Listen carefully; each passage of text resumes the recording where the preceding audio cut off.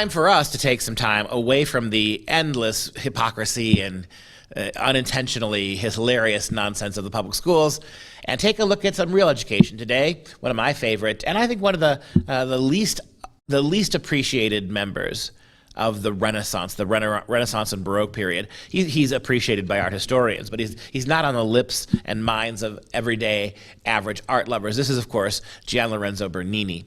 Take a look at a little picture of, there's a self-portrait of Bernini. He's a very handsome man. He was quite the womanizer in his day.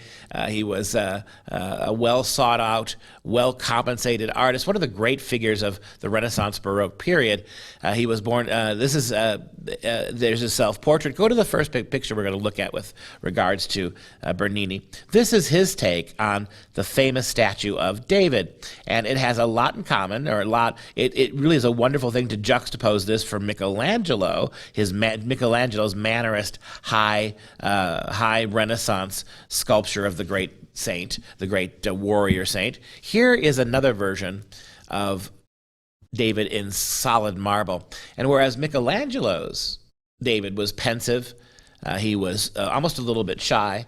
He was lost in contemplation, thinking about God as he's got the slingshot over his shoulder. Here you have a very energetic and a very active David. He doesn't look quite as young. He doesn't look quite as unfinished yet as Michelangelo's David. Michelangelo's David does show a young boy on the cusp of becoming a man. This is, for all intents and purposes, this is a man. David portrayed as a man, and you can see behind him, he's got the slingshot in his hands, and he's got, among the things that are figured on the platform, you have a harp, which is kind of neat.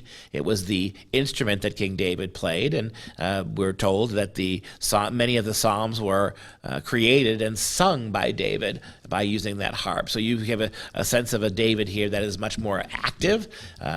Behind him as well, you see the rejected armor of Saul. Remember when the king wouldn't go out and fight Goliath, and none of the strong warriors of Israel dared challenge him. It was the shepherd boy, David, that actually went to war. Saul gave him his armor, but it was too big for David, and so he set it aside there. And you see a wonderful statement about faith in God, not faith in men.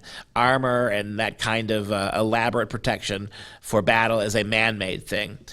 David doesn't need man-made protections like battle armor. He just needs the deep faith he possesses in the God of the Israelites. And that's what we see here.